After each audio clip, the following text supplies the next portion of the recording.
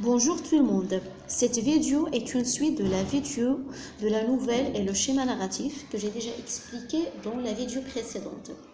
Alors dans cette vidéo-là, je vais vous expliquer la nouvelle policière ou le récit policier.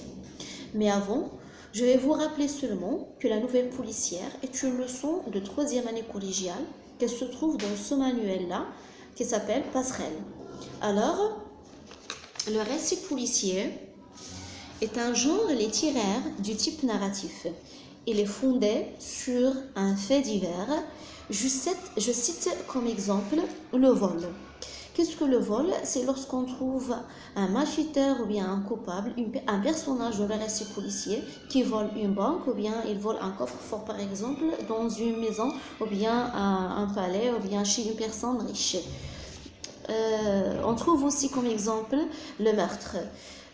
Dans le meurtre, donc, c'est lorsqu'on trouve un criminel qui tue une personne, ou bien un personnage. L'enlèvement, c'est lorsqu'on trouve un enfant, par exemple, qui est enlevé par quelqu'un. Donc, c'est un criminel qui enlève un enfant, par exemple.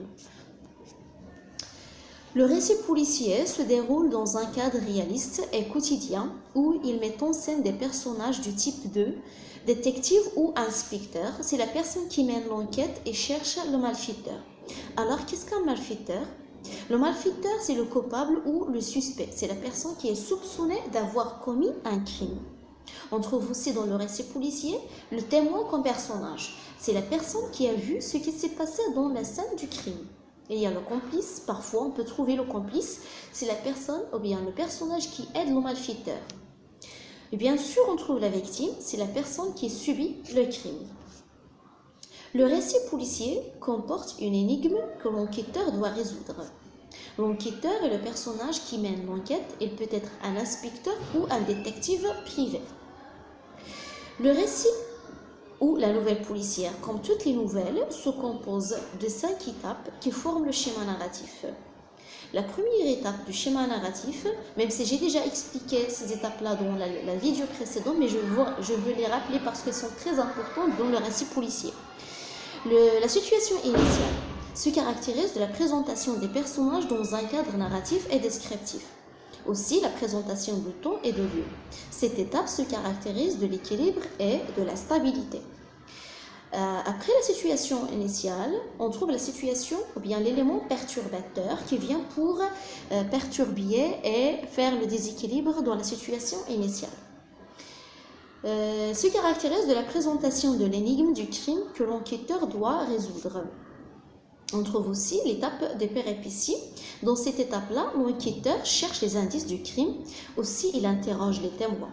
Oui, aussi, il peut interroger d'autres personnages. Puis, on trouve le dénouement. Dans cette étape-là, l'enquêteur met la main sur le suspect et se caractérise de la résolution de l'énigme. Enfin, on trouve la chute finale qui se caractérise en général de la punition du suspect. Dans cette étape-là, l'auteur ou bien le noveliste offre à son lecteur un éclat de rire peut-être, ou bien une larme, un choc ou une surprise. On passe maintenant au temps de conjugaison employé dans le récit policier. En général, les temps de conjugaison employés dans la nouvelle ou le récit policier sont l'imparfait et le passé simple, ce qu'on appelle les temps du récit. Dans cette vidéo, je cite aussi quelques verbes qu'on peut employer dans le récit policier.